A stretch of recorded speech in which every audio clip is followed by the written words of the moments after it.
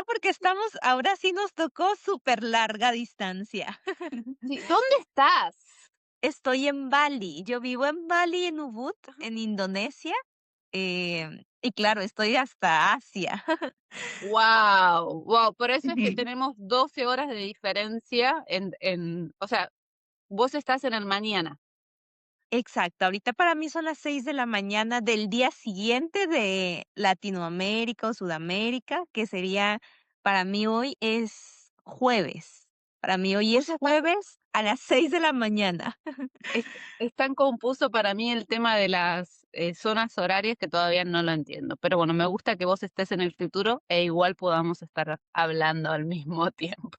Exacto, en el futuro. Y si cuando me regrese a México, voy a estar un día en el futuro y después voy a regresar al pasado, porque allá va a ser diferente. ¿Y tenés planes de regresar pronto? Sí, sí, claro, yo soy mexicana.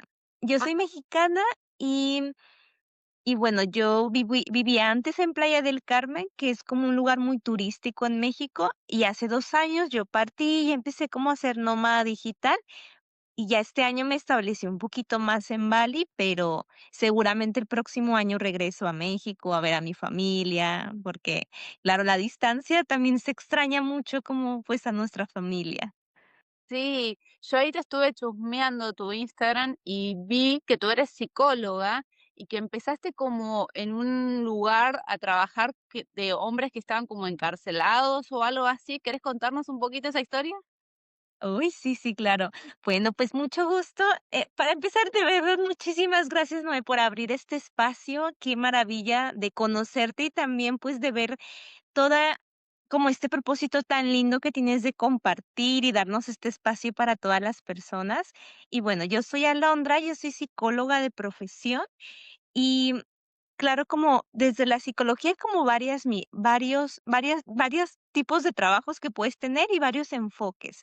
Mi primer trabajo después de salir de la universidad fue en un centro de retención municipal de hombres que es personas privadas de su libertad. Entonces, yo estuve trabajando 1 año y sinceramente yo creo que ha sido la experiencia más fuerte, pero más, como más bonita que he tenido a lo largo de todos estos años como psicóloga. Creo que fue una experiencia muy bonita, una experiencia no solo como psicóloga, sino como de vida también. Y realmente trabajar en el centro de retención a mí me permitió como mm, entender que tenemos esta vida y que en esta vida tenemos que aprender a ser libres. Y ser libres no solo significa como em, no estar presos de nuestra libertad, sino una libertad que sea más como espiritual, una libertad que sea de realmente hacer lo que nosotros queremos, de ser quienes nosotros queremos, de hacer las cosas que queremos, de como no quedarnos presos en la mente ni en las emociones, y eso me llevó realmente a iniciar como ya la travesía de nómada digital, porque yo siempre que yo veía y también las personas que estaban ahí, porque claro que las personas que están presas de su libertad, pues son casos también muy diferentes, entonces no todas las personas em, pues llegan con, digamos, con este antecedente de, sí agresión, sino hay mucha injusticia también. Entonces, me inspiró mucho y realmente eso me llevó a, pues, a decidir como este sueño de viajar, que ha sido mi sueño de no de toda la vida, porque tampoco sería muy idealizado decirlo, porque al final, conforme vamos creciendo, vamos cambiando de sueños, ¿no? Tal vez un día tenemos un sueño, pensamos que es por ahí, lo logramos y decimos como: "Ay, como que no era el sueño que yo quería, no era esto como me lo imaginaba", y lo tenemos que cambiar, pero bueno, 4 años antes, ese era mi sueño y inicié viajando en 2024. Inicié en 2024. Qué lindo eso. ¿Y cómo vos ahí en el centro ese de retención de estas personas que no tenían su libertad, que a ver, te sirvió como para darte cuenta toda la libertad que vos sí querías tener, cómo vos los ayudabas a ellos? Porque a veces uno se siente, no tiene ese nivel de estar preso en un lugar, pero se siente quizás preso en su trabajo, en su pareja, en su familia, y capaz que hay algo que vos le enseñaste a ellos que nos puede hoy también ayudar a alguien que se siente como medio estancado en su vida, o aprisionado. Ujú. Algo que enseñaba porque, digamos, para mí ese primer trabajo fue un choque a la realidad, en donde la psicología, o sea, lo que yo había estudiado en la universidad no encajaba en lo que yo podía ayudar, ¿sabes? Era como, me quedo ahora sin tantas habilidades porque ¿cómo voy a hablar de hábitos reguladores a las personas que están privadas de su libertad? Entonces fue un desafío muy fuerte y también entender cómo qué es lo que yo les puedo aportar en estos momentos que sí se ha adaptado a su vida. Y algo que trabajábamos mucho era la resiliencia, que es este concepto que viene a que ante cualquier adversidad tengamos flexibilidad en la vida, es decir, que aprendamos a ser flexibles con las cosas que están pasando a nuestro alrededor, que al mismo tiempo aceptemos lo que está pasando en la realidad y que el aceptar la realidad también nos permita ser flexibles tanto con nosotros mismos como también las cosas que están sucediendo. Eso era una parte importante porque, claro que para ellos también vivían un proceso de duelo muy fuerte en su vida y muchos estaban en la negación del proceso. Entonces llevaban años ahí y quedaban con este sentimiento de negar que eso les estuviera pasando y creo que la parte más liberadora que tenemos en la vida es cuando aprendemos a aceptar, como aceptar en donde estamos en estos momentos, aceptar que tal vez no es lo que queremos vivir, no era lo que imaginábamos, no son las circunstancias que queríamos, pero es lo que tenemos en estos momentos. Y cuando viene como esta aceptación, me parece que nos da una libertad, pero también nos da una oportunidad de ver en con eso que tenemos, ¿qué podemos hacer? Que creo que eso es como la pregunta siempre de la vida, ¿no? Esto que ya tengo, ¿qué puedo hacer con esto?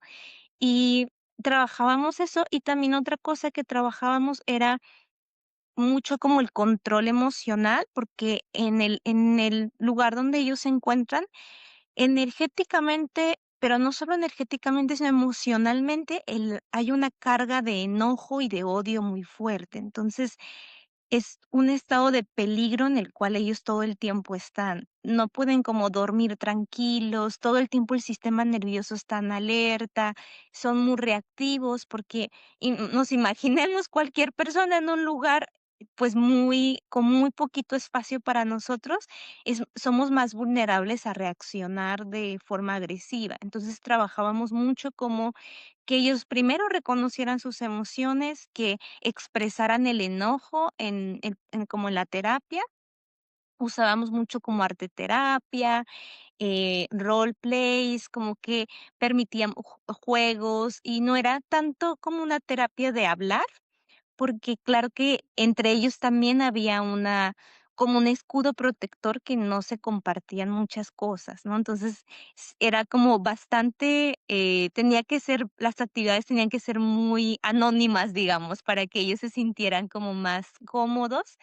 Y sobre todo, ¿sabes? Ahí fue para mí también un poco este despertar espiritual que fue, yo veía mucho que las personas que lograban sobrellevar la situación mejor eran las personas que estaban más conectadas con su espiritualidad. Y la espiritualidad como ellos lo vivían. Desde, bueno, en México que tenemos como el catolicismo, el cristianismo, o simplemente como una conexión superior. Entonces, para mí también era muy importante validar mucho esa parte y sobre todo generar esperanza en la vida, porque cuando dejamos de tener esperanzas en la vida, dejamos de sentir que tenemos un propósito y eso también nos desconecta mucho de como de nosotros mismos, pero también de los demás. Entonces, siempre yo les recordaba, no pierdas la esperanza, no pierdas la esperanza. Y era muy interesante porque entre todos ellos me explicaban, ¿no? Me decían, cuando yo te daba estos conceptos tal vez teóricos, como que ellos me lo explicaban más bien en cómo ellos lo sentían y me decían, claro, tienes toda la razón. Y todos decíamos, entre ellos me decían, las personas que llevan el primer año, los primeros 2 años tienen una depresión muy fuerte y ellos decían, cuando ya vimos que dejó de ir a la iglesia, que dejó de hacer cosas que como que a él le gustaba, ya decíamos como ya cayó, o sea, como ya esta persona está, como para ellos decían como ya cayó, entonces, y ellos hablaban mucho, ¿no? De la importancia que entonces tenía el que ellos conectaran con su espiritualidad y que eso los mantenía muy fuertes. Entonces también trabajábamos como, y lo digo con mucha sinceridad porque yo no tenía muchas cosas que ofrecer también, porque claro que, digamos, no sé, como en un espacio muy reducido, yo hacía ahí como, digamos, malabares. También me tocó adaptarme mucho a eso, porque no habían los recursos, no habían ni recursos económicos, ni recursos, pues, del centro de retención, pero había mucho compromiso en ellos. Entonces, para mí, por eso fue una experiencia muy bonita, porque sentí que ellos también se comprometieron mucho y me enseñaron mucho sobre la vida, sobre el perdón también, Digamos que te enseñaron sobre el perdón, sobre la sobre el vida y sobre el perdón, perdón, sobre el sobre el perdón. perdón. Ujú. Wow. Debe ser, me imagino que vos salías todos los días muy movilizada de ahí adentro.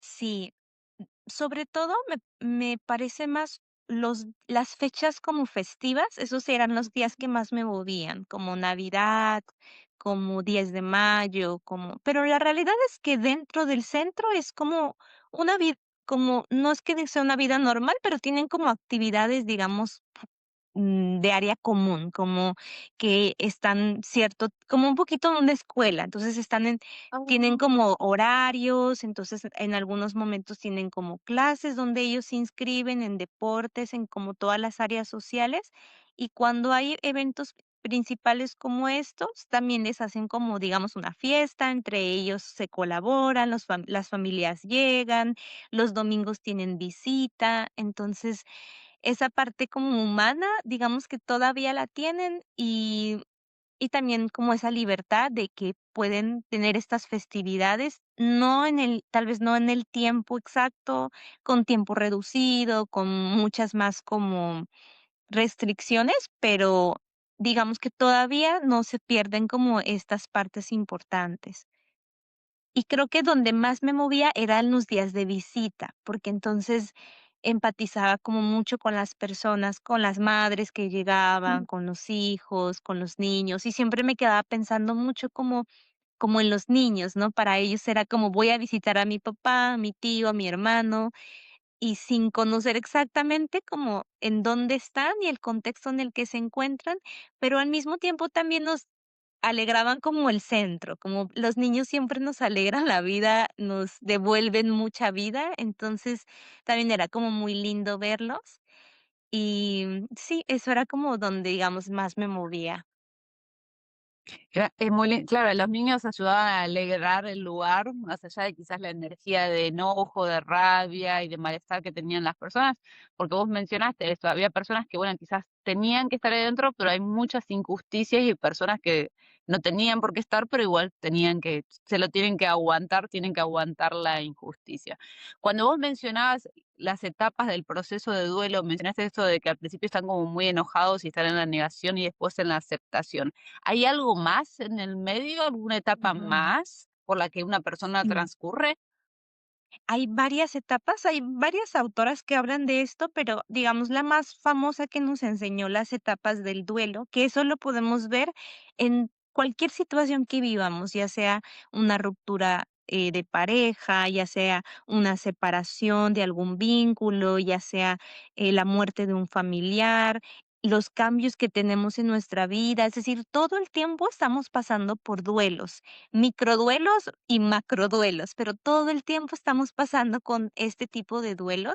Y la primera etapa se llama negación, que en la negación es donde normalmente entramos como en un estado de shock de esto que me está sucediendo, como no lo puedo como procesar para el cuerpo, para las emociones, tiende a resistirse para aceptar lo que está sucediendo. Entonces, la primera etapa se llama negación. Después viene la segunda etapa que se llama enojo o ira, que es una etapa en donde las emociones pues están más desbordadas hacia estas emociones.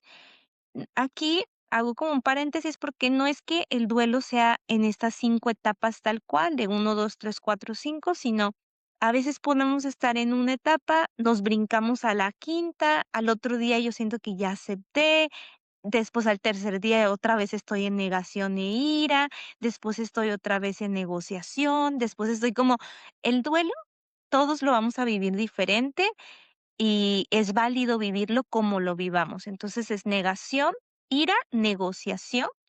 Aquí viene depresión y entonces ya viene aceptación.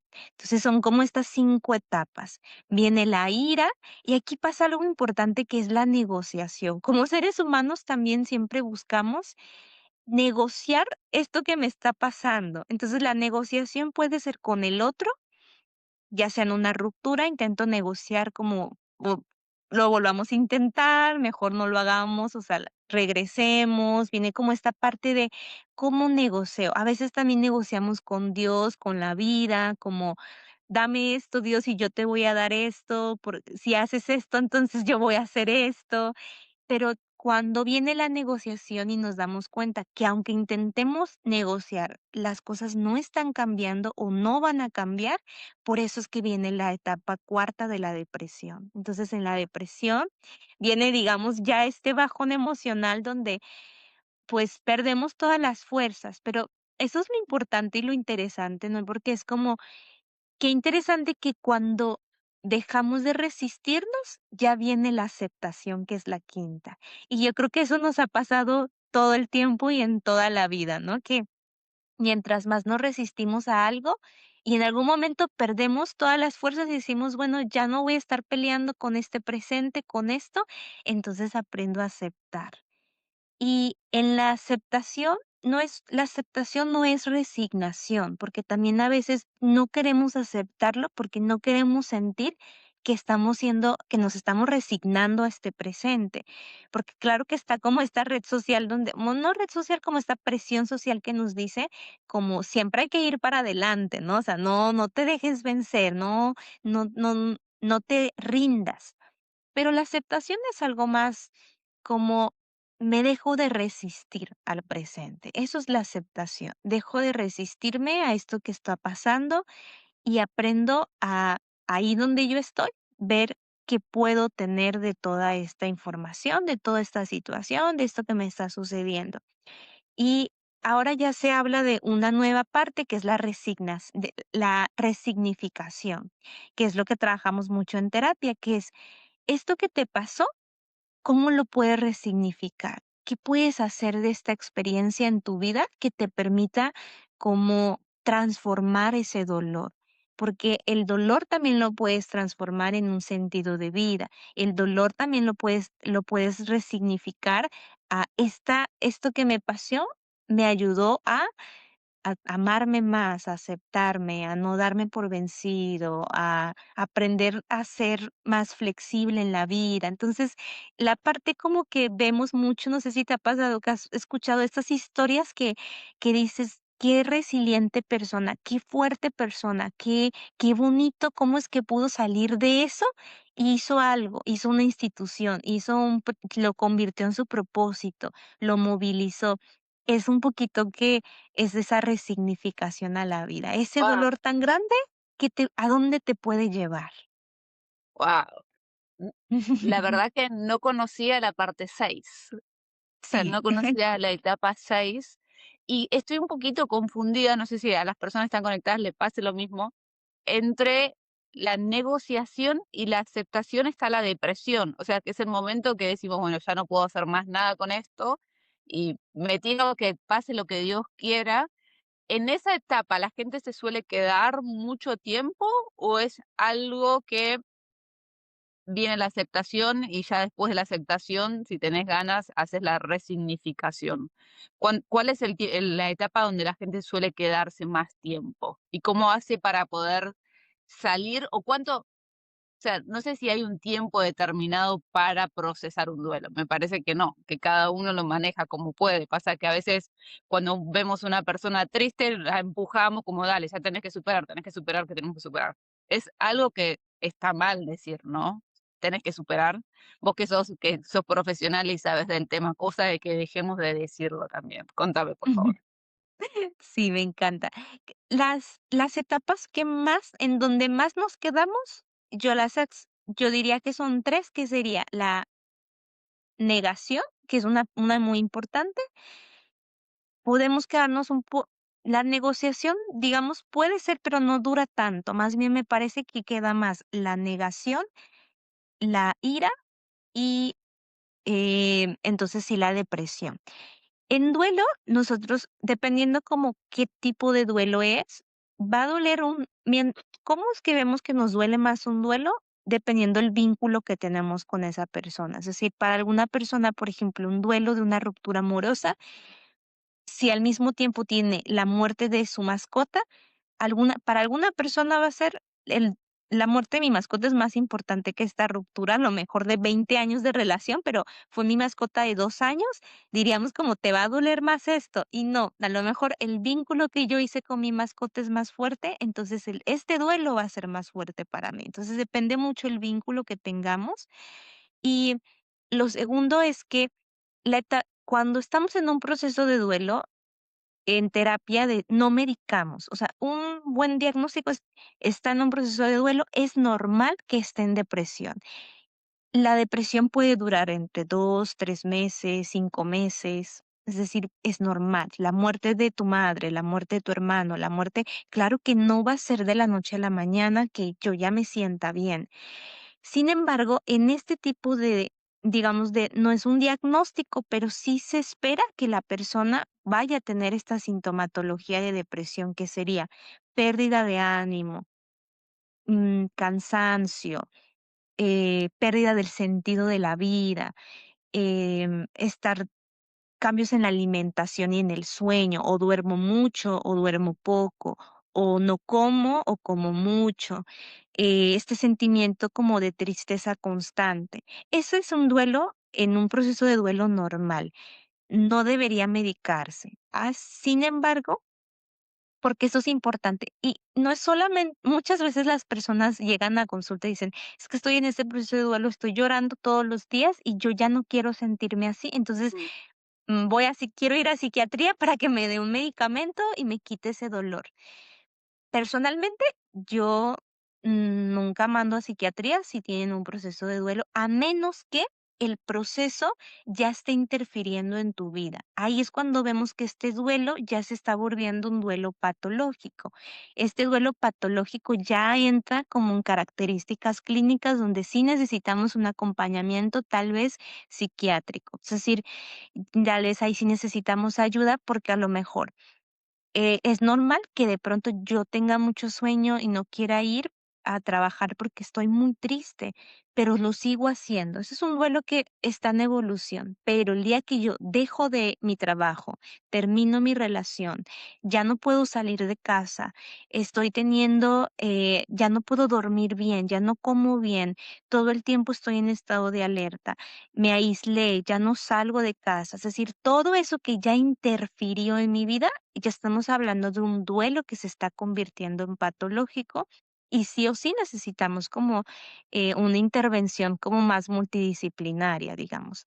El duelo normal, que también aquí lo ponemos mucho en paréntesis, porque eso es un poquito lo que se ha estudiado, que se puede avalar, pero el tema como de avalar las cosas tiene como muchos matices porque pues, hay muy pocos estudios que puedan avalar algo, ¿no? Entonces, pero ya en la vida práctica, diríamos, como en la atención clínica que he tenido y que he observado, un duelo normal puede durar entre 2 a 3 años, que no se convierta en patológico. Después de los 3 años, 2, 3 años, o dentro de ese tiempo, si se empezó a mostrar más patológico, ya necesitamos como una intervención, pues, más complementaria. No todas las personas no necesitan incluso ahí es interesante, no todas las personas necesitan terapia si están en un proceso de duelo. ¿Por qué? Porque imagínate que todos tenemos como un kit de herramientas de primeros auxilios emocionales. ¿Qué es este kit emocional que todos tenemos? Lo que nos ha servido, en lo que nos ha ayudado para nuestra vida. nuestra resiliencia, nuestra fortaleza, esa conexión que tenemos con la naturaleza, con las cosas que te gustan, con tus mascotas, con tus amigos, con tu pareja, con tus redes de apoyo. Todos tenemos eso. Cuando lo necesitamos, no sé si te ha pasado y espero que todos lo hagamos, que cuando necesitamos ayuda busquemos ese kit de primeros auxilios. Le escribo a mi amiga, le escribo a las personas que yo quiero, hago las cosas que yo quiero, como mi comida favorita, o sea, todas esas cosas son como nuestro kit emocional. A veces con el kit emocional es suficiente para transitar mi duelo. Permitirme sentirlo, sentir las emociones, permitir sentir esa tristeza, darle un sentido a esa tristeza, llorar, hacer lo que yo necesite, ayuda al duelo. Entonces, esta palabra de como supéralo, digamos, viene desde una intención genuina de quiero verte bien, es decir, no quiero verte Mm, triste. Entonces, lo que podemos modificar es entiendo que está siendo muy difícil para ti y aquí estoy. No me es cómodo verte tan triste, pero entiendo que es normal que te sientas tan triste. Entonces, generamos mucha empatía y para la otra persona también validamos lo que está sintiendo y eso nos hace sentir más humanos. ahí está. Mira, justo ahí Glaili pregunta y dice que su esposo perdió a su hermana y ella nunca sabe qué decirle al esposo. Se me fue tantito. Preguntaban que ¿me Sí, puedes, por favor, Glaili dice que el esposo de ella perdió a su hermana y ella nunca sabe qué decirle a su esposo. Mm, ¿hace cuánto? Y me encantaría como saber hace cuánto pasó. Me parece que hay como varios matices que podría ser, que es, mm, depende la persona, porque también hablar de cosas muy dolorosas para las personas, con las personas que estamos, podríamos evaluar varias cosas, que es, en primera, observar qué tan cómodo es para la persona hablar de sus emociones. Porque también algo importante que es, como mujeres y hombres somos muy diferentes en cómo expresamos las emociones y lo que necesitamos para procesar las emociones. Los hombres procesan muy diferente un duelo que las mujeres. Las mujeres al principio necesitan mucho, necesitamos hablar de lo que nos sucede, es decir, pero los hombres, por el cerebro la forma en la cual su cerebro funciona, ellos necesitan distancia. Entonces es muy normal que en un proceso de duelo como que como mujeres estemos buscando esa contención. Yo quiero hablar de lo que me está pasando con todas las personas, aunque vuelva a repetir lo mismo, pero los hombres no. Los hombres mayormente tienden a reprimir un poquito sus emociones, pero a darse distancia también. Ellos necesitan más distancia.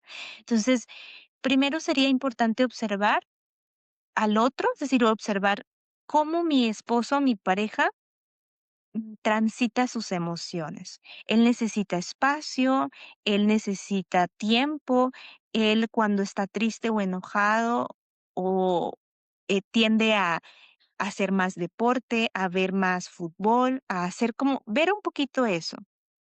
Y yo diría más como conforme vayamos observando a la persona, podemos irnos nosotros acercando a eso que está haciendo. Entonces, a veces no necesitamos llegar directamente y sentarnos y decir como, Noé, yo veo que esto te está pasando, hablemos de esto, porque eso puede sentirse como muy fuerte para el otro y tal vez el otro no está necesitando eso en estos momentos. Entonces tal vez el otro está necesitando solamente presencia. Solo quiero que esta persona esté aquí conmigo, que los dos entendemos que algo está pasando, que me estoy sintiendo de esta forma, pero que en estos momentos no estoy listo para compartirlo. Entonces sería un poquito ver cómo lo está transitando, hace cuánto tiempo pasó, qué cambió en él, qué es lo que está haciendo ahorita.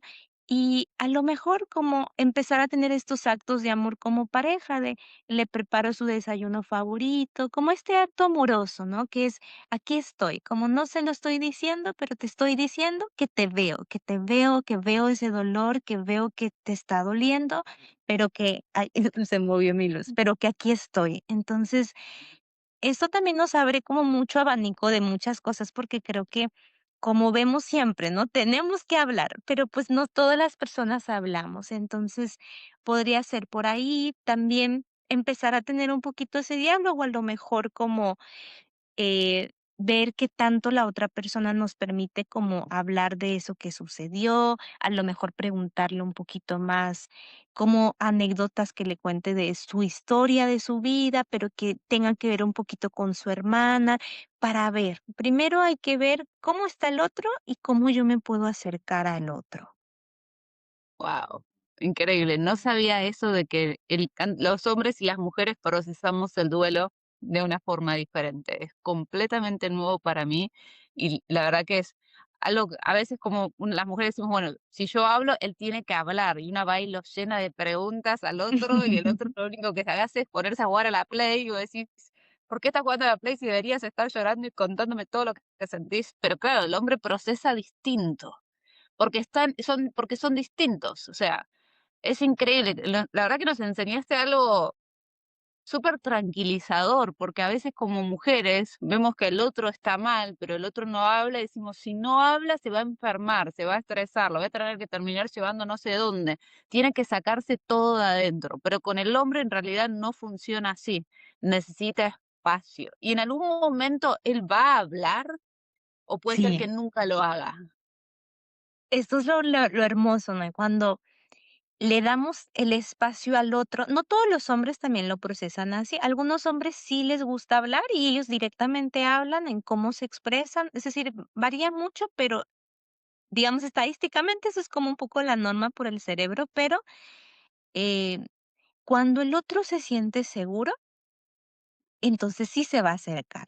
Sí se va a acercar a expresarlo, tal vez también no de la forma en la cual nosotras como mujeres lo haríamos, pero si le permitimos al otro procesar cómo lo procese, se va a sentir seguro de acercarse después a nosotros y poderlo compartir. Entonces, también abrir un poquito el espacio es decirle a nuestra pareja, a nuestros hermanos, a los hombres en general, como entiendo que ahorita no sea fácil para ti expresarlo, pero aquí estoy para cuando tú quieras hablar conmigo.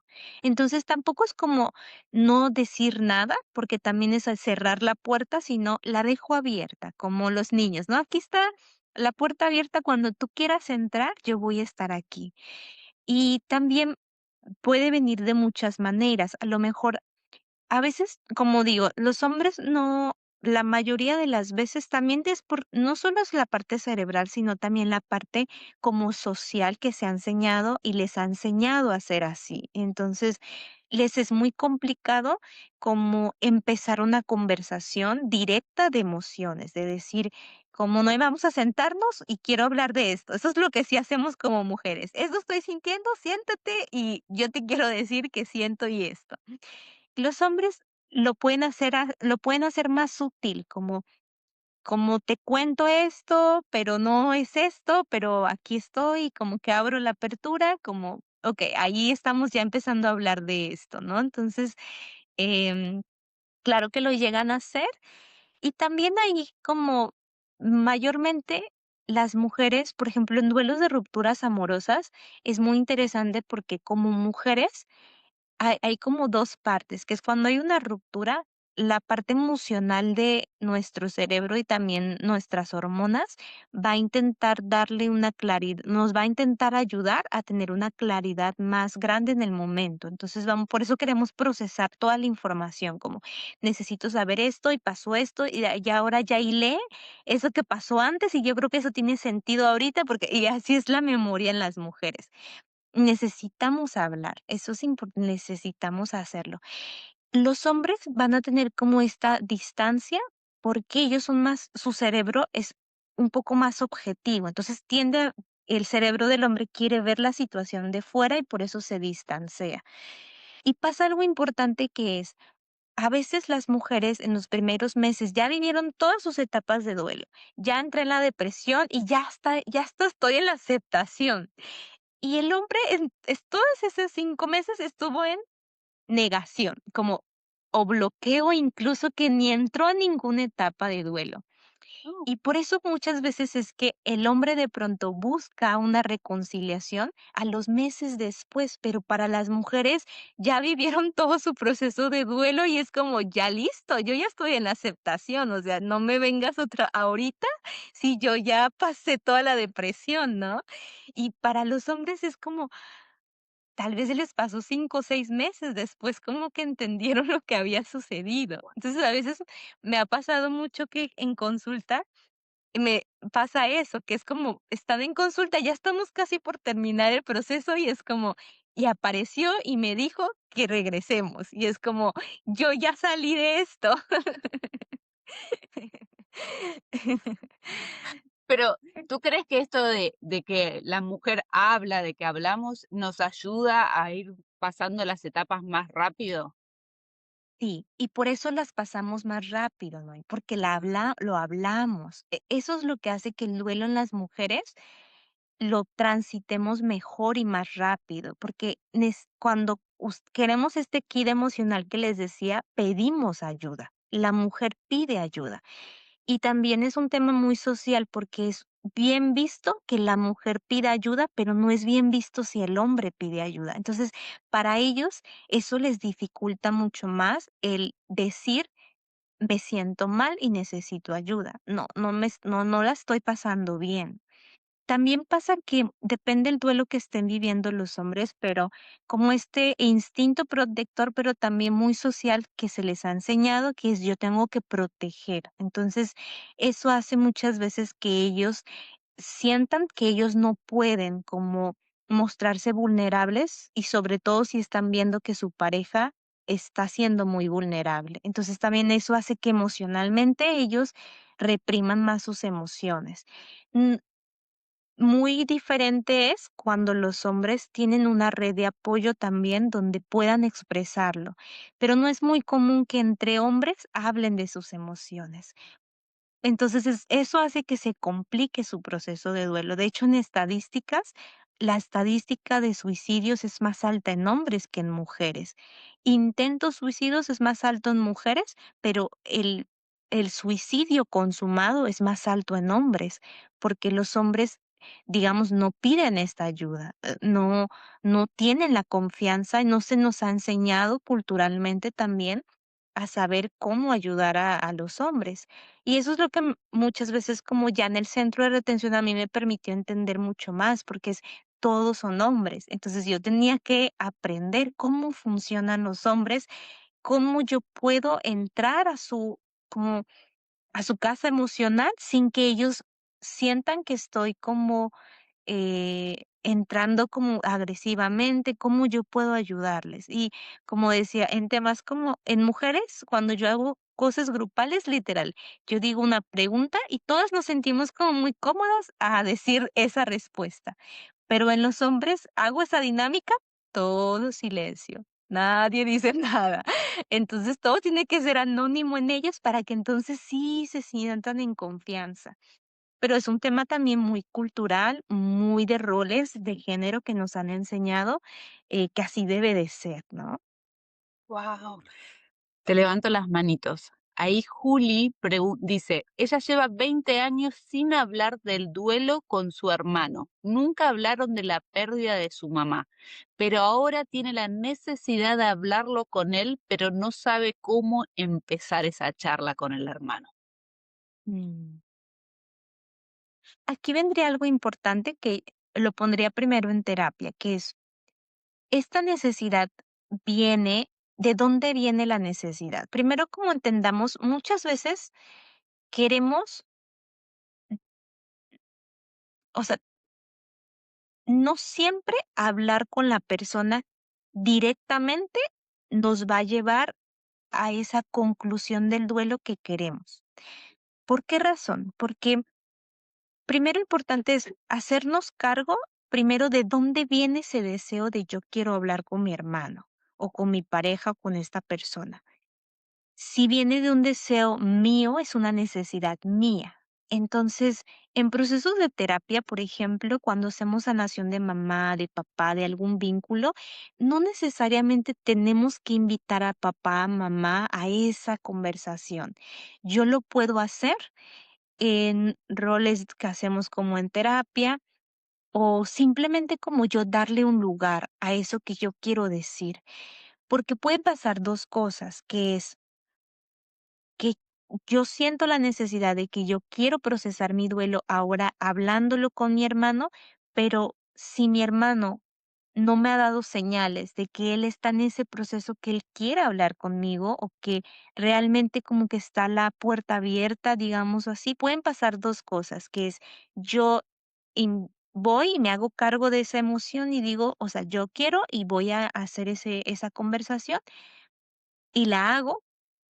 Puede ser que la otra persona, como no necesita procesarlo de esa manera, o cierre la puerta, o no sea la conversación que yo estoy deseando escuchar. No me va a decir tal vez lo que yo quiero escuchar.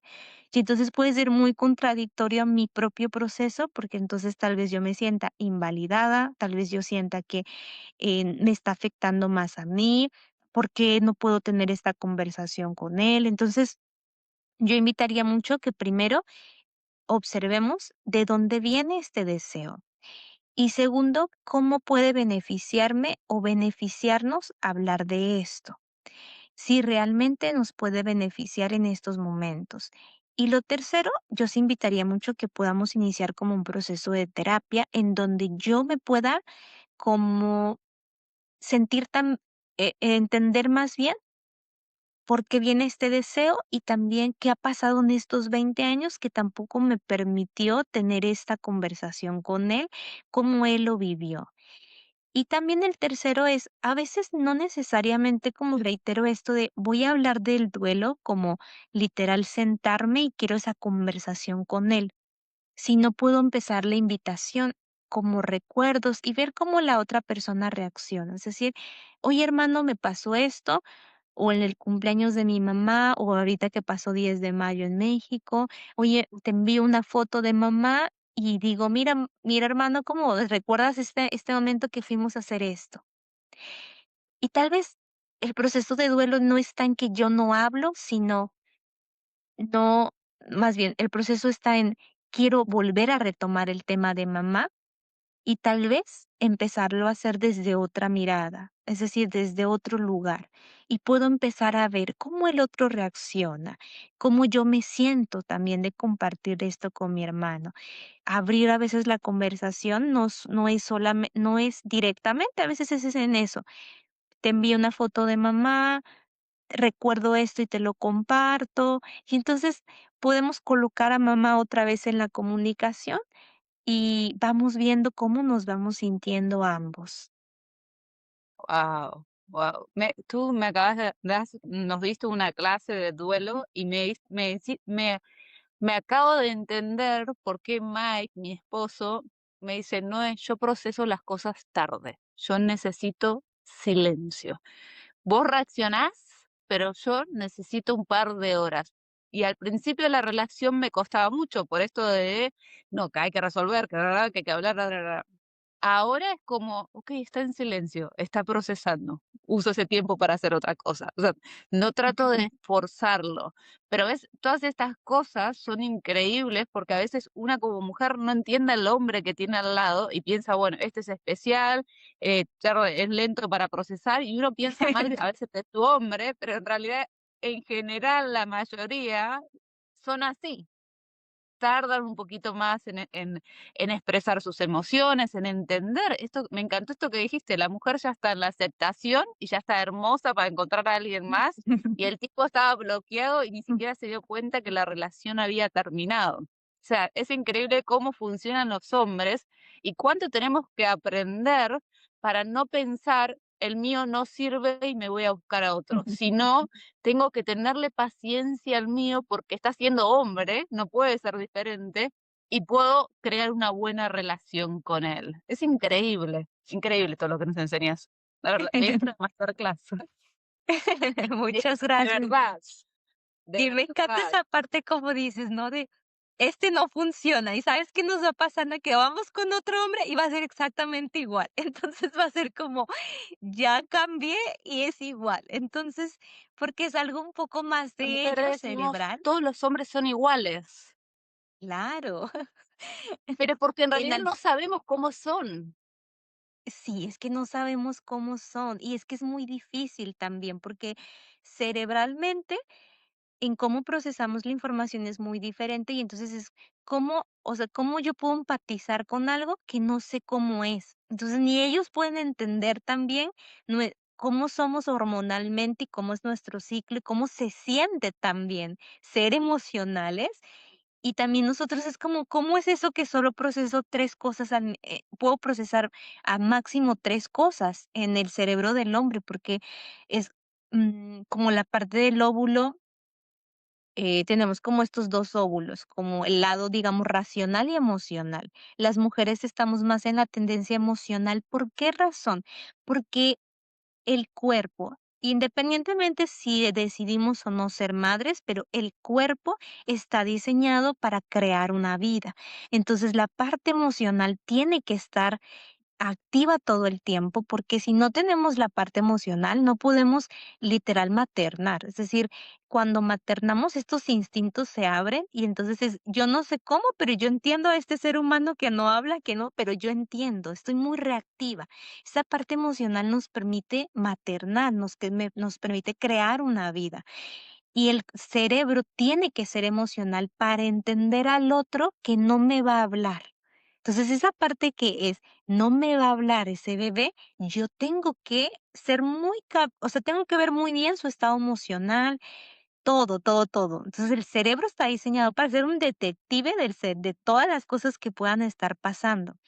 En cambio, los hombres, en la parte están más en la parte racional. En la parte racional de la mente, me va a decir cómo puedo, como literal, si lo vemos a nuestros antepasados, como cómo podemos sobrevivir. Entonces, para sobrevivir, el hombre se ocupaba de una cosa, que es, okey, la comida, voy y mato a ese animal para que comamos. Okey, ¿cuál es el segundo pendiente para sobrevivir? Entonces, el cerebro es muy una actividad, una actividad, una actividad, muy bien, porque ellos lo hacen muy bien, es decir, como una actividad porque están súper enfocados en eso, me superfocalizo en eso y lo termino, y entonces ya hago el 2 y ya hago el 3. Nosotros somos multifacetas.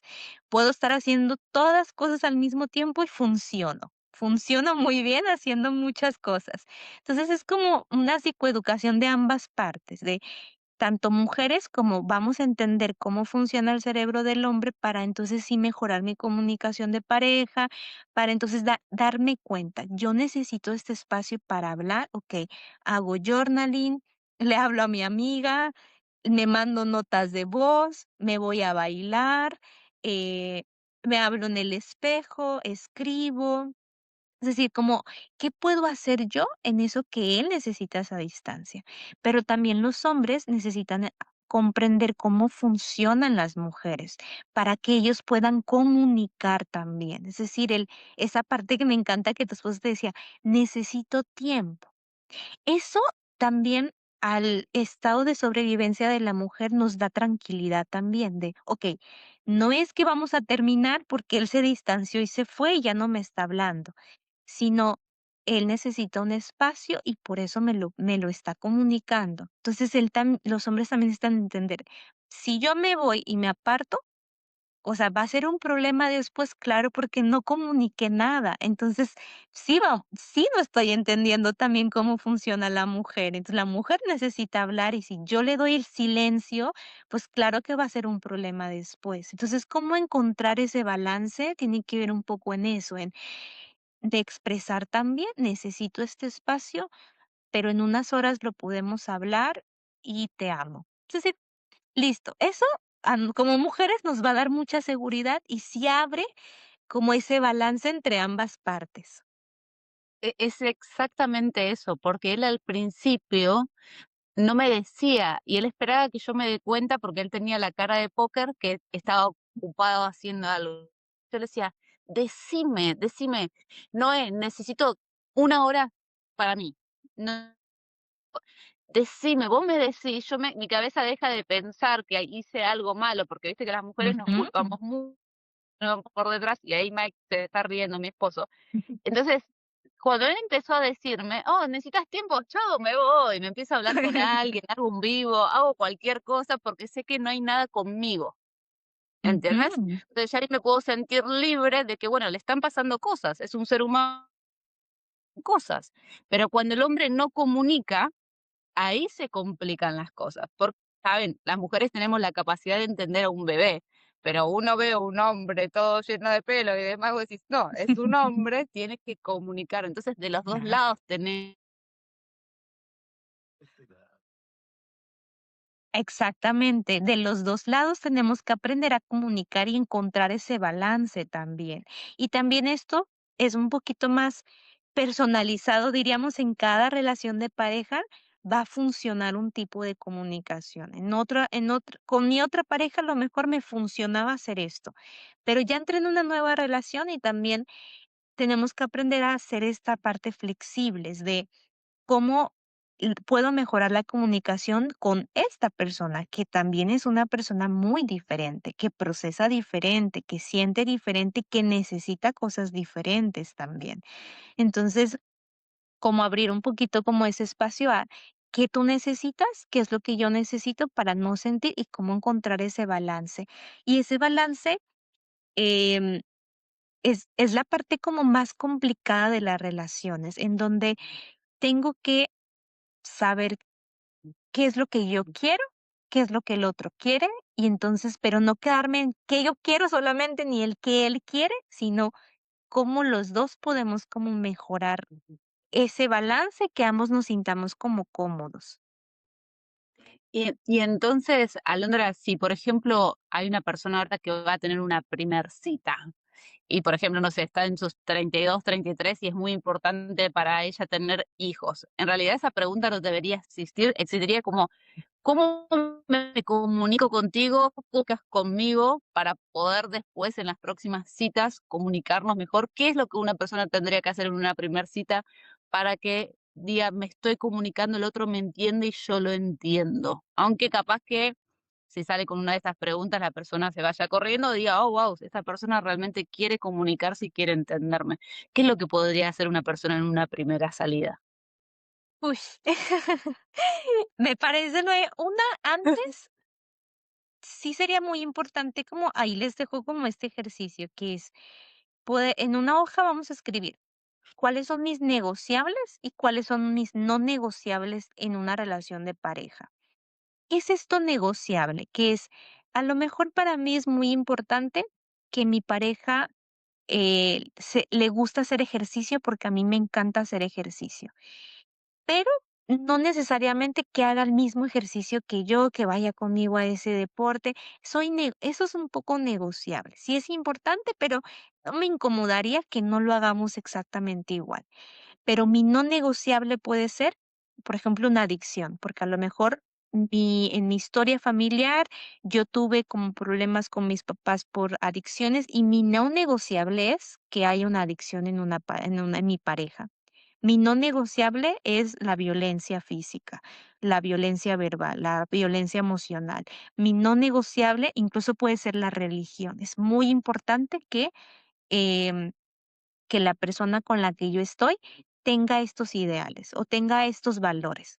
Puede ser mi no negociable. Entonces, mientras más claro tengamos qué es lo que yo quiero para mí en mis negociables y en mis no negociables, es más fácil que cuando yo esté hablando con una persona, yo pueda identificar. No tanto como una evaluación diagnóstica en donde yo voy así de literal me siento y digo, a ver, ¿haces esto? No, ok, no, no, check-in, no, no pierdo más el tiempo, ya me voy de la cita, tampoco es eso, pero también, esto es el primer ejercicio, negociable, no negociable.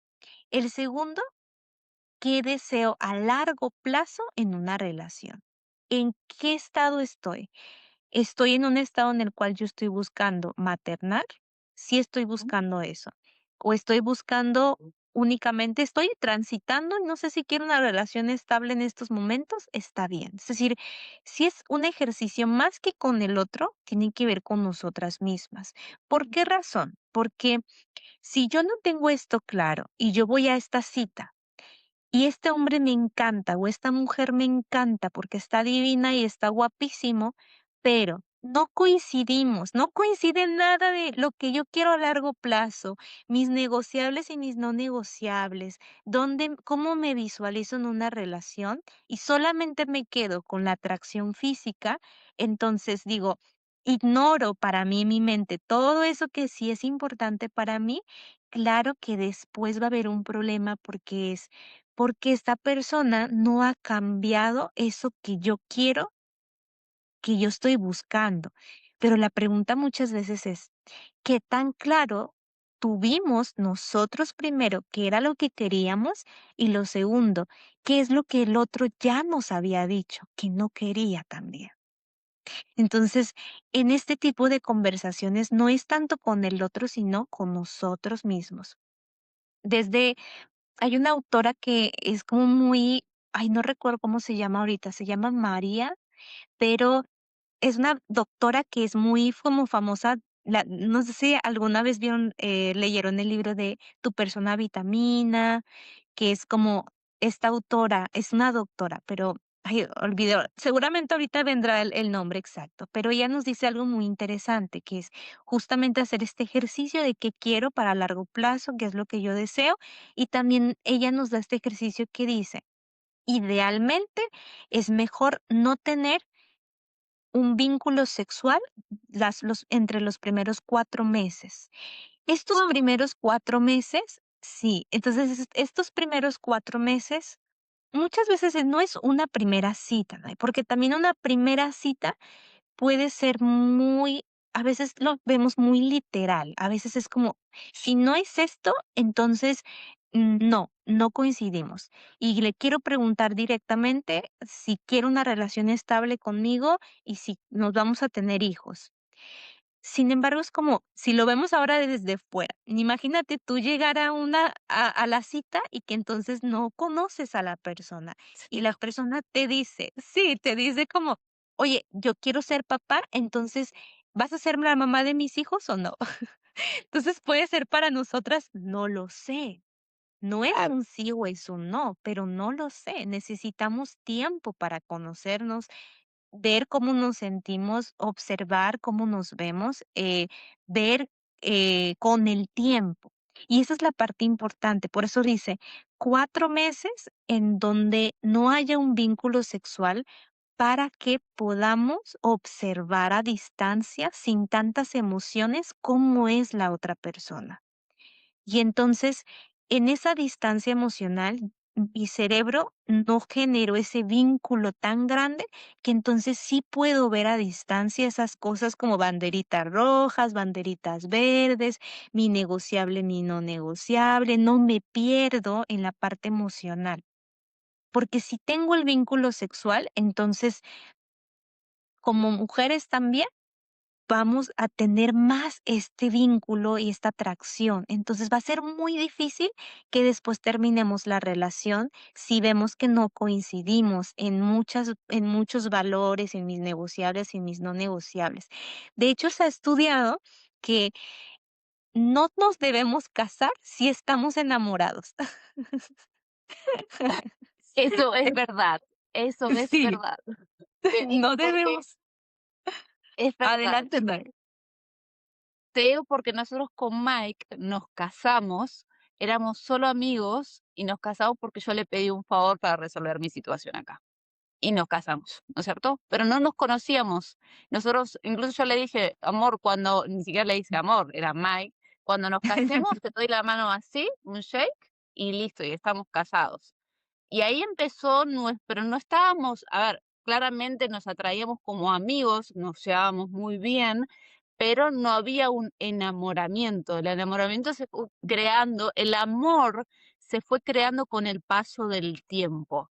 O sea, yo lo digo y lo digo a todo el mundo, yo no me casé enamorada. Yo me casé porque quería resolver una situación, pero la situación nunca la resolví hasta 2 años después, porque yo también sentí, yo no necesito irme de este lugar porque ya encontré a alguien con quien me siento muy bien, alguien que me permite ser yo, alguien que se permite él también ser mismo y alguien que estoy conociendo.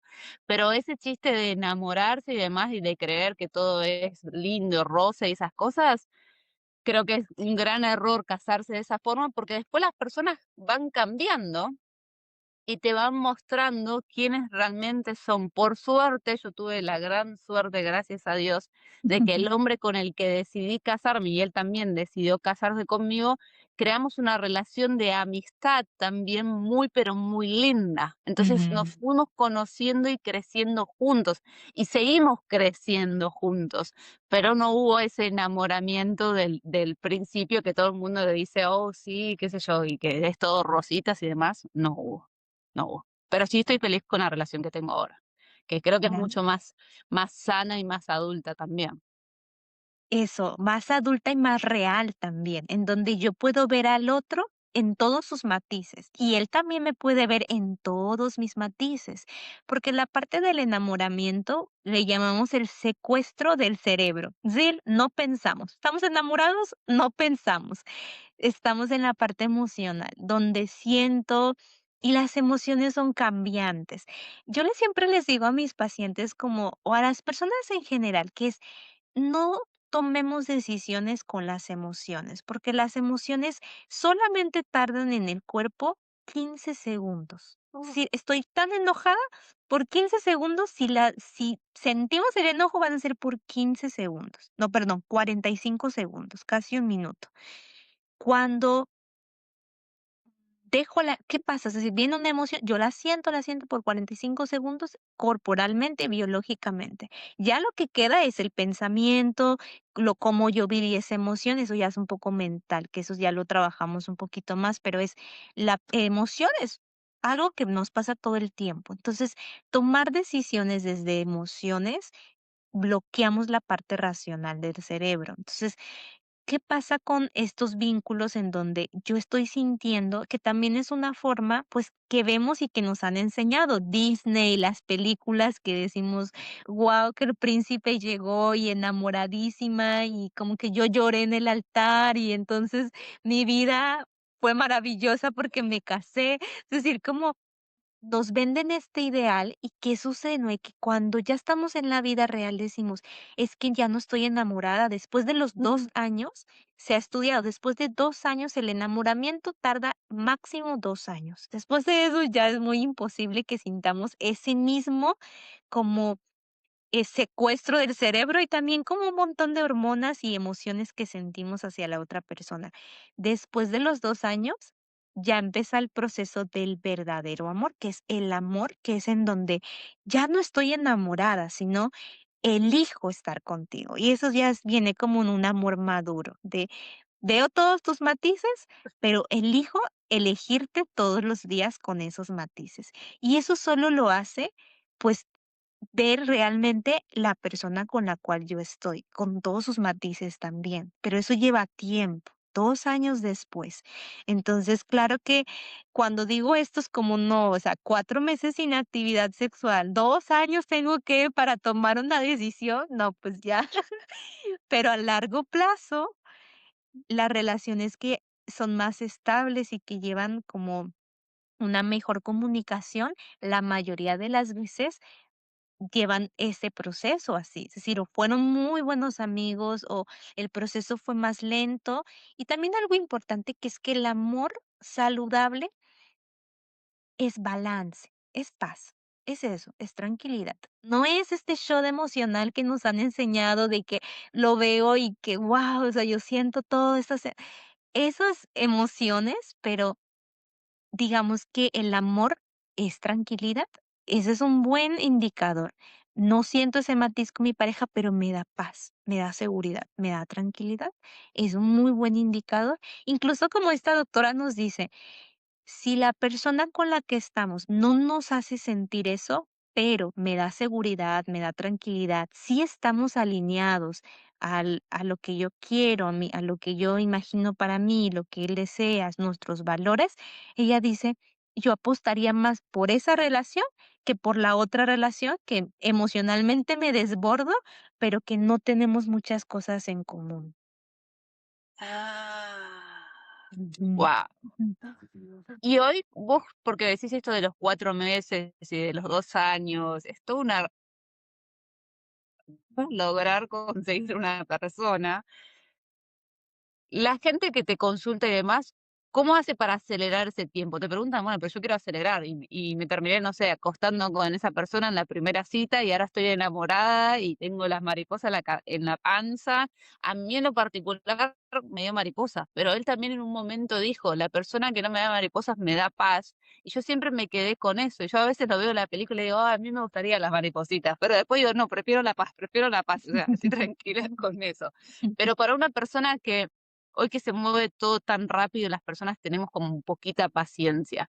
¿Se puede pasar de esos 4 meses a 2? ¿Se puede cortar? ¿Hay algún truco para hacer? O en realidad tenernos paciencia, estar los 4 meses conociendo sin contacto, o sea, sin ningún beso, sin nada. Por lo menos el contacto ya el acto como, pues, sexual, no, idealmente. Idealmente, pues, es ese ideal, ¿no? Pero, claro, vivimos en una vida tan acelerada que es muy difícil también como hacer eso. Yo invitaría más como antes de tomar decisiones que sean a largo plazo más grandes, ahí sí tomar como, mm, más precaución en cuanto a llegar a más acuerdos. Por ejemplo, yo, no sé, por ejemplo, yo conocí a esta persona en 2 meses, ya nos conocemos, entonces ya queremos vivir juntos y ya queremos ser papás. Ahí como que yo diría, en terapia es como, okey, vamos como desmenuzando eso que está pasando. Es decir, ¿de dónde viene ese deseo tan grande con esta persona que te hace sentir? ¿De dónde viene este deseo? Viene de una necesidad, viene de un deseo, viene de una herida, viene de un miedo a esta relación va a terminar si no hacemos esto. Entonces, ¿de dónde viene esa ansiedad, no? Un poquito ver desde ahí. Y lo segundo también es, si es así, es decir, si ya, digamos, ya lo hice, es intentemos ahí sí como no tomar decisiones que a largo plazo, ¿qué serían estas decisiones como a largo plazo que nos pueden en el momento como traer dificultades, a lo mejor embarazarme? Es decir, a lo mejor un hijo a los 2 meses es como una decisión que no va a ser solamente como de unos días o unas semanas, es para toda la vida. Entonces, es un embarazo, es como intentemos ahí como sí tener como esta dirección de necesitamos un tiempo para también ver la otra persona si desea paternar, que ahí quiero como aclarar un punto que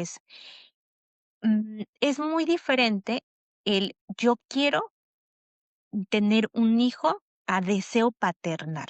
Es decir, el deseo de paternar y el deseo de maternar es muy diferente a quiero esto como un objeto, como necesito esto. Entonces, em, muchas veces también cuando no abrimos el vínculo a la comunicación de qué queremos, y sí preguntarle a los hombres también como, ¿te imaginas siendo padre? A lo mejor, no, como un poquito regreso al tema de la cita, ¿no? Tal vez no a la primera cita, pero seguramente dentro de las citas va a salir esa conversación que tiene que también salir. Entonces, a lo mejor no es, lo vas a hacer conmigo, porque no lo sé, es decir, no estamos en ese vínculo. Pero a lo mejor sí preguntar, ¿te imaginas siendo un padre? ¿Te gustaría ser un padre? ¿Cómo te gustaría paternar? ¿Cómo te gustaría ser un padre?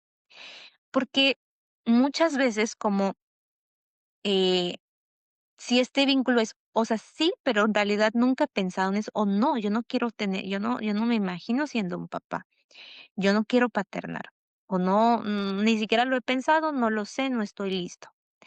Porque muchas veces ya digamos en este deseo que viene mío de quiero maternar y tengo, digamos, este deseo y entonces yo tengo un hijo con esta persona que ya me había dicho que él no quería paternar, que él no estaba interesado, digamos que ya la maternidad se vive también muy diferente, porque entonces no es un deseo genuino del otro que viene, sino una obligación en donde entonces tengo que pagar porque ahora ya tengo esta responsabilidad. Entonces, a largo plazo, esta es una libertad, digamos, que antes no teníamos como personas en general también, de poder decidir qué quiero para mi vida. Entonces, el ejercicio, digamos, es esta decisión que yo estoy tomando de vincularme con esta persona, es una decisión que va a impactar directamente en mi vida. Entonces, puede más la ansiedad de ya quiero tener una relación o puede más cómo quiero tener una relación. Entonces, ¿vale la pena esperarme 1 año o 2 años o 4 meses si lo que yo deseo es generar un vínculo como más fuerte en una relación? Si para mí es muy importante como si estoy bien también conmigo misma, porque también ahí yo haría un paréntesis importante que es que muchas veces nos han vendido como mucho esta idea que cuando estamos en una relación estaremos realizadas, que el otro viene a darnos algo que no estamos teniendo en estos momentos. Entonces, si yo no me sentía bien conmigo misma y de pronto vino esta pareja y vino un montón de emociones y deseos y demás, y entonces viene como, quiero esta pareja para toda la vida y ya me caso y hago todo ahorita en este poco tiempo, es un poquito en terapia de qué estaba pasando antes en tu vida. ¿Qué es lo que esa persona te está dando que no te habías dado? ¿Por qué esta persona te está generando todo esto que antes nunca habías sentido? ¿Cómo estabas antes? Entonces, la ansiedad disminuye, ¿no? Mientras más estamos bien nosotras con nosotras mismas, porque ya no necesito estar en esta relación. No viene de una necesidad, viene de una elección. Puedo estar sola, pero decido estar en una relación con esta persona. No necesito una relación para estar bien. Entonces, cuando vemos la ansiedad, ya en el proceso terapéutico como que escarbamos un poquito con qué está pasando con esa ansiedad. Entonces, muchas veces cuando ya lo hacemos consciente, esa ansiedad ya disminuye un montón y ya entonces nos se permiten como durar el tiempo que tarde, como el vínculo y ya ir más despacio y disfrutarlo también más, porque creo que también los vínculos, así como, digamos, lo imaginemos como un pastelito. Es decir, yo tengo este pastelito delicioso que está aquí, que es lo puedo ir disfrutando despacito, despacito el sabor. Pero si me lo como todo en un solo bocado, entonces me va a dar, o sea, ni lo voy a disfrutar, me va a dar una ansiedad, me va a doler el estómago después, ni lo estoy procesando bien. Y también va a venir esto de, quiero otro ahorita, otro pastel, otro pastel, otro pastel, más rápido, vayamos más rápido. Entonces, claro que ahorita yo le digo que es como una rebeldía el que vayamos más despacio. Es casi que ir contra el sistema, de le bajo a la presión del sistema y yo estoy en mi propio ritmo. Y ya eso, digamos, para mí ya ahorita en este ciclo es como una rebeldía que tenemos que aprender a tener, a desacelerarnos. Wow, increíble, porque hoy en la época de las aplicaciones donde uno hace los match y tira para la basura y tira para el corazón y hace así todo el tiempo y tratamos a las personas lamentablemente como descartables, o sea, como si no la persona que puso esa foto y puso su perfil no tuviese sentimientos, el hecho de rebelarnos contra eso y aceptar qué es lo que queremos, hacer también una reflexión hacia adentro, decir, bueno, qué es lo que me gusta, qué es lo que quiero, qué es lo que tolero, lo que negocio, lo que no negocio. O sea, son muchas cosas, porque de verdad, uno si entra en una relación, quiere que en lo posible sea para toda la vida, ¿no? Porque uno está invirtiendo toda su ser en esa relación, pero a veces no nos damos tiempo al principio de hacer como el research y de ver qué quiero, qué no quiero y demás, como para decir, "Ok, esta persona puede encajar con todo lo que yo quiero". Y también el hecho de permitirnos que uno también encaje con lo que el otro quiere, ¿no? No es que armamos un molde que encaja con nosotras, también entender y poder escuchar al otro para ver qué es lo que la otra persona, y ahí yo creo que entra esto de adaptarse un poquito y de ser un poquito flexibles en la relación, que decís, ok, eso lo puedo tolerar, pero también es porque entra en la lista de los negociables, ¿no? Porque si entra en tu no negociable, como por ejemplo una adicción, mi no negociable siempre fue la persona que fuma. Yo no podría estar con una persona que fuma. Entonces, si Mike en un futuro empieza a fumar, sería como, me parece que no estamos en el mismo, en el mismo camino, porque estás teniendo un no negociable. Pero sí hay que tener mucho autoconocimiento, ¿no? Ujú, ujú. Y es justamente es eso, ¿no? Como el autoconocimiento, como primero como conocer quién eres, también conocer cuáles son tus heridas también. Es decir, eso, como dices, al habrá una historia como que me lleva a mi no negociable. Conocer también eso, es decir, cuanto más nos conocemos, más poder también tenemos en nosotros mismos, como sabemos también cómo vincularnos, pero también qué hacer para entonces como mejorar la comunicación en mi relación, como yo sé que estas cosas me duelen y ya las puedo transmitir, porque digamos que cuando decimos es que tienes que hablar con tu pareja, muchas veces escuchamos esto, no es que no te comunicas, pero muchas veces ni siquiera entendemos qué es lo que me está molestando. Entonces, ¿cómo puedo decirle algo a alguien que ni siquiera entiendo de dónde viene mi molestia? Entonces, es una maestría casi como tener una relación, porque tener una relación, digamos, es primero aprender a tener una relación conmigo para entonces poder tener una relación con el otro. Y aquí también aclaro algo, que es, no necesariamente tenemos ya que tener un nivel de conocimiento y entonces ya tengo que haber sanado todas mis heridas para ser merecedora de tener una relación. Muchas veces, ¿no? Sobre todo en apegos, es si yo tengo un apego ansioso o un apego evitativo y la persona que yo conozco tiene un apego más seguro, no necesariamente es que yo ya debería haber sanado mi apego ansioso, sino que el vínculo puede ayudarme a entonces yo tener un apego seguro.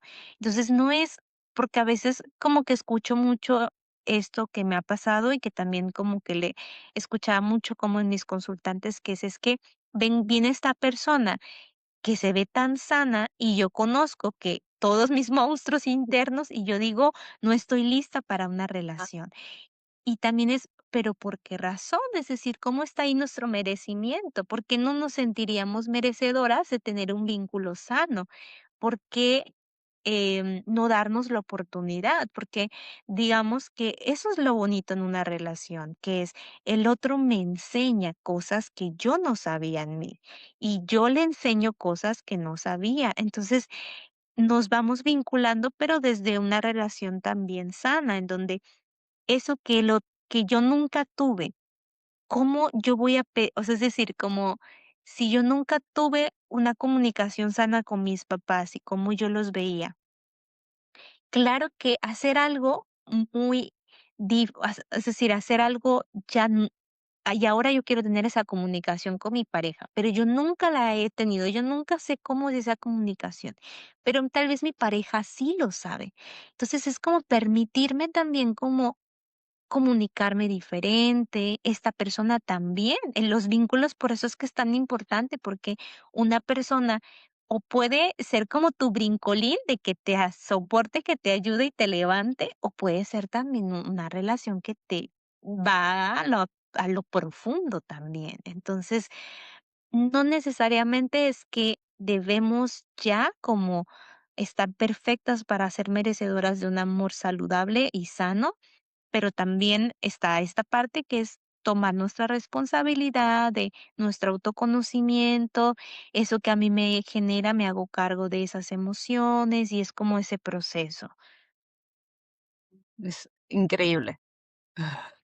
Creo que todos deberíamos tomar clases contigo y ver este vivo de vuelta, porque siento que he aprendido muchas cosas. Y tú sabes que eso que dices que es verdad, porque, por ejemplo, Mike hizo mucha terapia desde pequeño, entonces él era una persona de de que le hacían preguntas, que tenía que hablar y comunicar. Y al principio de nuestra relación yo me quedaba callada. Era como mi mecanismo para protegerme de que nadie me haga daño. Entonces él empezaba con las preguntas o mismo él a hablar y eso después me permitía a mí también decir, ok, puedo confiar en ti, puedo hablar, puedo contar cómo me siento. Pero sí, a ver, no es algo mágico de un día para el otro. Creo que toda la vida, todo el tiempo que esté con él, lo voy a seguir conociendo y vamos a seguir aprendiendo cosas. Pero me encanta esa parte que dijiste que no tenemos que estar listos para merecer al otro. O Ujú. sea, lo merecemos porque el otro también nos viene a enseñar cosas y nosotros, quizás en todas las fallas, heridas y demás que tengamos, también tenemos cosas para enseñar. Eso es muy, pero muy lindo. Claro, y también desde psicoanálisis nos dice que no elegimos, y desde el trauma lo vemos desde ahí, que elegimos inconscientemente desde la herida, es decir, desde el trauma. El cerebro elige el trauma, lo conocido. Entonces es muy interesante, ¿no? Porque muchas veces yo no sabía que teníamos tanto en común con mi pareja. Es decir, no sé si te pasó con May, pero era como, o sea, tú también viviste algo similar, tenemos algo que compartimos, sea un dolor, sea una herida, sea una, una proyección. Me recuerda a mi papá, me recuerda a mi mamá, me recuerda a este vínculo, me recuerda a algo, tanto en lo bueno, tanto en lo malo. Es decir, inconscientemente vamos eligiendo desde un poquito el trauma, no desde el amor ahí genuino, es un poquito más desde el trauma.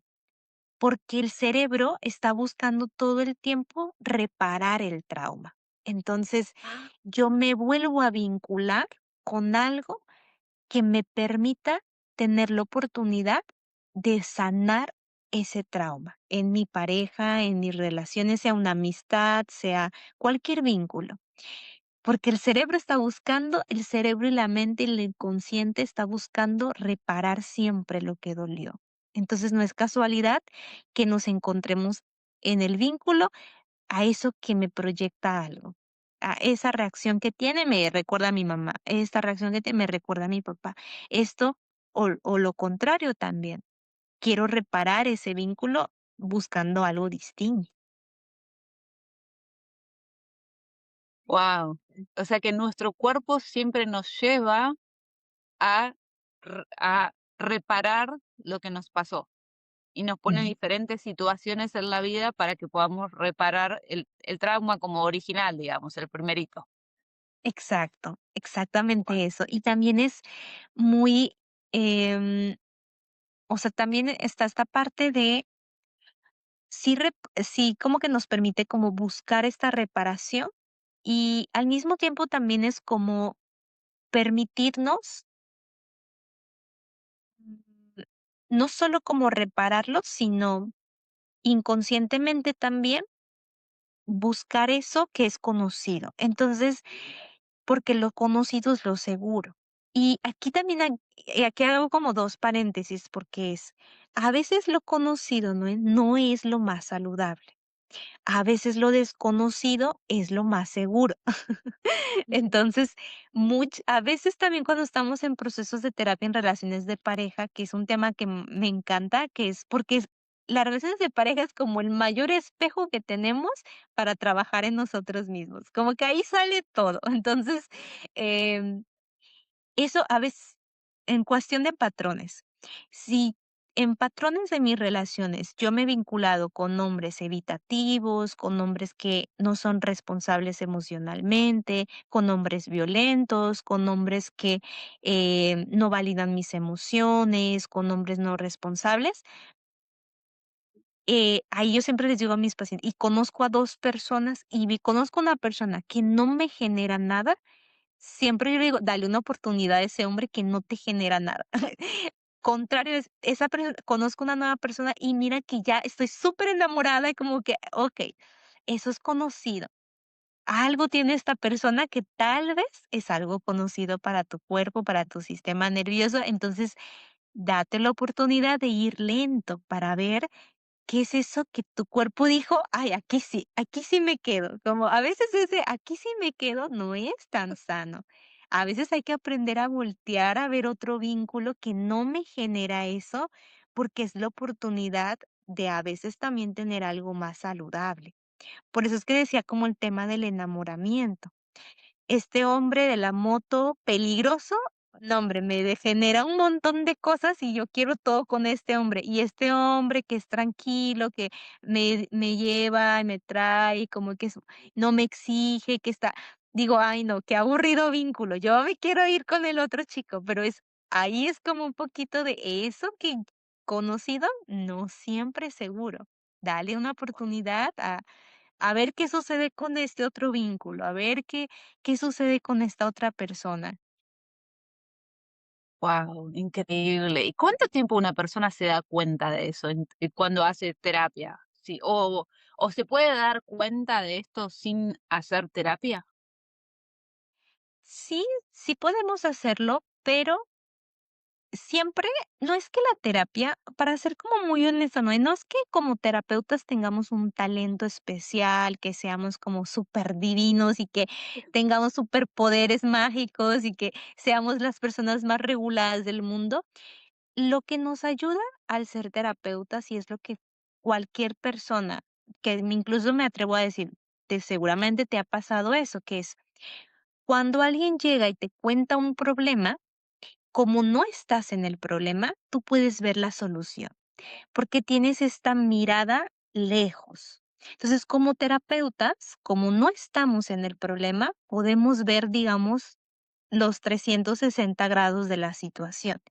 Y el cerebro, incluso como los ojos, es decir, como no podemos, la pupila no puede ver exactamente todo lo que está pasando, solamente se queda en un espacio reducido. Y básicamente así es como operamos en la vida. Lo que yo veo a veces no es todo lo que estoy viendo. Entonces cuando estamos en terapia, lo que nos ayuda el terapeuta es que nos permite ver esas partes que no logramos ver, que están ahí, pero que no las logro ver porque el cerebro, la mente está en esto, aquí nada más. Entonces, por eso es que como terapeutas es que, digamos, ya con preguntas, con ejercicios, ya la persona puede aprender a ver, vi esto también, vi esto, y ya puedo ver la situación como a 360 grados. ¿Lo podemos hacer solas? No. No podemos hacerlo solas. Sí necesitamos muchas veces como esa lupa hacia afuera, a menos que yo ya no esté emocionalmente vinculada a eso que me está pasando, yo puedo verlo mejor.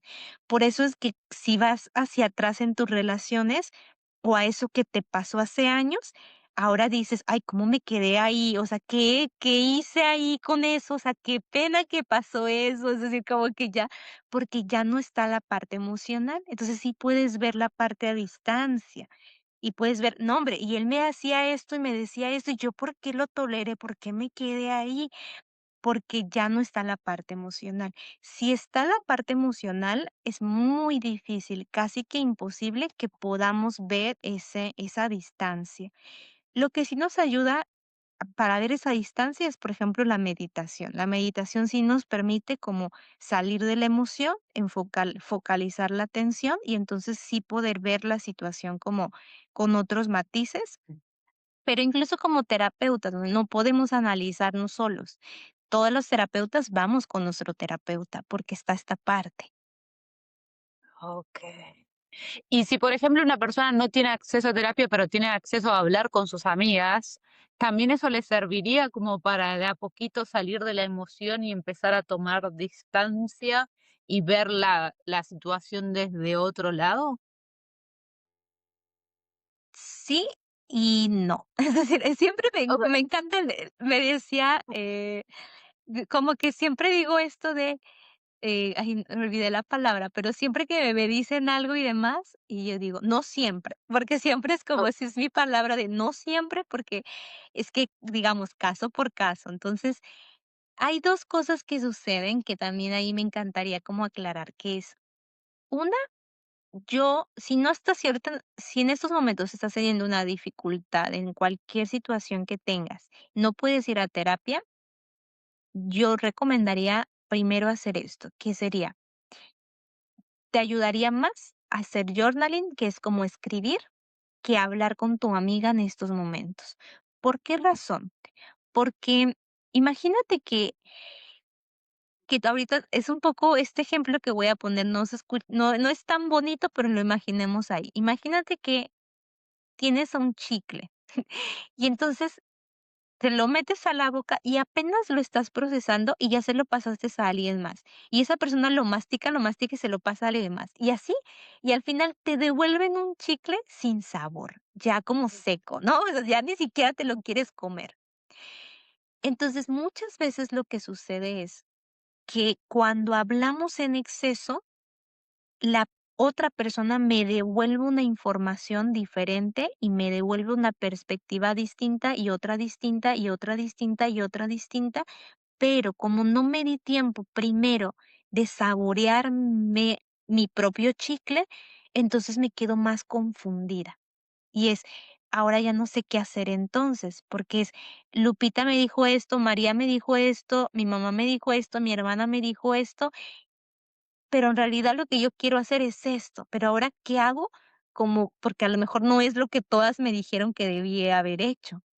Entonces, en terapia como que siempre les dejo este ejercicio que es una semana, por lo menos, de procesar eso. Es decir, no necesariamente no contarlo, porque es diferente y decir, ¿sabes qué? María o como hermana, o me está pasando esto, me siento triste, en estos momentos no lo quiero compartir, pero no sé, quiero que nos demos ánimo. Es decir, recibo esa atención, sí me siento apapachada, pero necesito procesarlo primero. Entonces, en procesarlo primero es, lo escribo, me siento de esta manera, pienso esto, quiero hacer esto, y lo puedo hacer así, básicamente como un journaling de escribir, darme tiempo también como de sentir, darme distancia también del problema, a lo mejor me voy a caminar, hago cosas como yo para regularme, medito, cierro los ojos y me voy a algún lugar, es decir, como cambio un poquito el panorama. Cuando cambiamos también del lugar, eso también nos permite a cerebralmente como salir del bucle mental y entonces nos permite ahora sí ver otros matices. Entonces, por lo menos 2, 3 días diría como quédate con eso, porque seguramente el siguiente día lo vas a procesar distinto. Al tercer día van a venir otros nuevos aprendizajes, otros pensamientos y así todos los días, ¿no? Entonces, porque si no viene esta parte también de depender mucho de lo que los demás digan y que los demás me resuelvan lo que yo estoy sintiendo. Y eso al mismo tiempo nos está desconectando de pues de nosotros mismos también, que es me hago cargo de eso que estoy sintiendo y también tomo una decisión, pero consciente conmigo misma, porque si no voy a tener doble presión entre lo que yo quiero y entre lo que ya me dijeron todos que debería haber hecho, Y esto aplica, perdón, ¿esto aplica para cualquier tipo de problema que uno tenga? dependiendo qué problema, es decir, depende mucho como qué problema y depende también como las personas de confianza, también podría ser importante como considerar a quién se lo voy a contar, ¿no? Como, o incluso como decir de, quiero que me des esta opinión muy neutral o que sí, a lo mejor, o no, no quiero que me des una opinión y yo solamente quiero como contarlo y yo sé que lo voy a resolver, pero en esos momentos solamente lo quiero como compartir. Puede ser así, es decir, y también como ¿qué tipo de problemas? Aquí viene algo importante, que es cualquier situación que me genere una incomodidad a tal grado que me bloquee, ahí sería interesante como observar, porque, por ejemplo, este ejercicio es, okey, me peleé con mi pareja, pero yo sé que mi relación de pareja es sana. Yo sé que esto que pasó es más de mi ansiedad, que tiene que ver más con, a lo mejor, mi herida de abandono, con mi herida de rechazo, tiene que ver más con mi desregulación emocional. Y ahí, digamos, yo sí recomendaría, bueno, date esos espacios, regúlate, escribe, observa qué está pasando. Pero si me peleé con mi pareja, pero me violentó físicamente, entonces sí es importante como hablarlo con otra persona. Instintivamente no lo vamos a hacer, porque es, ¿qué va a pasar? Que el otro haga esto, también va a haber un miedo a, sé que tengo que terminar esto.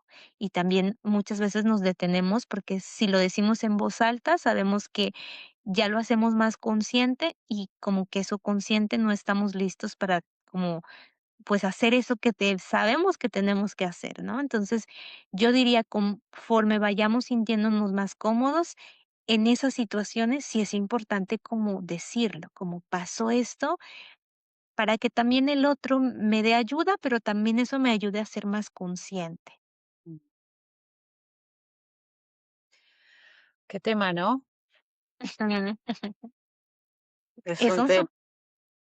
Es un tema, es muy bonito, es muy interesante también porque creo que, como reitero, es decir, los vínculos amorosos son como la ventana a el vínculo con nosotras mismas y también a a poder como también tener a poder tanto mostrarnos con el otro, pero también al mismo tiempo como aprender del otro, que el otro también nos acompañe en el proceso, que seamos camino, que claro que da miedo vincularnos, claro que da miedo porque hay heridas que por protección nos van a poner un bloqueo para que nosotras no como volvamos a la vulnerabilidad, pero creo que sobre todo en este siglo y como que en estos años también, sí invitaría mucho como a volver a tolerar el vínculo. Es decir, hay ahora tanto que es como tan rápido, es decir, todo es tan rápido que ante los primeros matices que yo veo de inconformidad, entonces me voy de las relaciones. Y ahora hay como tanto que es que puedo elegir tanto que es que ya no me quedo en ningún lugar. Y eso es algo que, digamos que ya viajando, en estos años que he tomado viajando, este año lo concreté más de en algún momento cuando estuve viajando, porque estuve viajando mucho tiempo, como me quedaba muy poco tiempo en los lugares. Y después yo reflexioné como que, o sea, que, ¿a dónde estoy huyendo? Como, ¿qué está pasando? Que estoy como que no me quiero quedar en ningún lugar. O sea, ahí, ¿qué está pasando? Y claro que a mí me daba mucho miedo el aburrimiento, porque es como quedarte en un lugar implica aburrirte, implica rutina, implica pues hacer las cosas que estás haciendo todos los días. Y a mí me cuesta la rutina porque me encanta la adrenalina de estar me encantaba antes, la adrenalina de me muevo y voy a este lugar y es esto nuevo, y es como la serotonina y la dopamina de guau, nuevo, nuevo, nuevo, nuevo, pero en algún momento es como, okey, ¿qué pasa cuando no hay todo eso? Y te tienes que quedar en un lugar tolerando el silencio, tolerando el que te quedes ahí, ¿no? Entonces, ya este año para mi cuerpo también me decía como ya, o sea, ya, no, o sea, me estás pidiendo todo el tiempo que esté, pero en modo alerta, entonces, ¿cómo me pides que yo esté tranquilo si no me das esa tranquilidad, ¿no? Entonces, este año por eso me establecí ya en un lugar que ha sido un proceso porque hay momentos donde digo: "Qué rico estar aquí solo en un lugar", pero mi instinto viajero es de ya quiero tomar las maletas y me quiero ir a otro lugar para algo nuevo, pero ahí es donde regreso un poco como está bien aburrirme, o sea, está bien tolerar esa rutina, está bien, que es lo mismo en un vínculo y en una relación de pareja, está bien aburrirnos, está bien que seamos como quedarnos en ese lugar, que ya lleven unos 5 años, ya no siento como esas mariposas, o tal vez nunca las sentí, pero sí puedo sentir algo diferente, que ahí sí es importante como no quedarnos también con em, mi relación es así y ya no enciendo nada, porque si es un trabajo diario, entonces a lo mejor no siento esa mariposa, pero a lo mejor bueno, le doy flores a mi pareja, hacemos cosas divertidas, hacemos algo diferente, nos damos distancia para extrañarnos, regresamos y jugamos otra vez algo que nos gustaba. Entonces voy haciendo el vínculo que sí es divertido, que sí me genera esa tranquilidad, esa paz, me hace sentir amada, me gusta, pero también le voy dando como movimiento. También es importante darle, nutrirlo, nutrir las relaciones, nutrir nuestra vida y cuando necesitamos tolerar algo, también quedarnos ahí. Wow, increíble. Me encantó, me encantó. Entonces, Ujú. es que volviendo a la parte del principio que vos decías que los hombres estaban más en procesar, ¿cómo una mamá que tiene un niño chiquito o adolescente le enseña que está bien que tenga su espacio, pero que solamente lo comunique? Es más, no quiero hablar ahora. Entonces, ¿cómo una mamá puede explicarle eso a su hijo para no irritarse la mamá y entrar a los gritos con el adolescente y obligarlo a hablar y el adolescente te pega el portazo y demás? ¿Cómo la mamá hace para tener paciencia y decirle, bueno, sabes que no querés hablar, pero solamente decime que no querés hablar y listo? Haciéndolo primero, porque, la mamá esa es la parte más difícil de la maternidad, que es esa responsabilidad que viene de ser ese espejo emocional en ellos. Entonces, más que decirlo, esa es la parte más confrontativa también de la maternidad, que es me confronto en ser yo eso que estoy diciendo que quiero que el otro sea. Entonces, es un trabajo primero interno. Por ejemplo, si yo le digo a mi hijo, no me estés gritando, pero le estoy gritando al mismo tiempo. Entonces, es muy paradójico lo que estoy haciendo. Entonces, es un mientras como mamá yo me permita hacer eso con mi hijo de, mira, mi amor, estoy muy cansada, no he comido en todo el día, me duele la cabeza, dame por favor una hora y después platicamos de esto.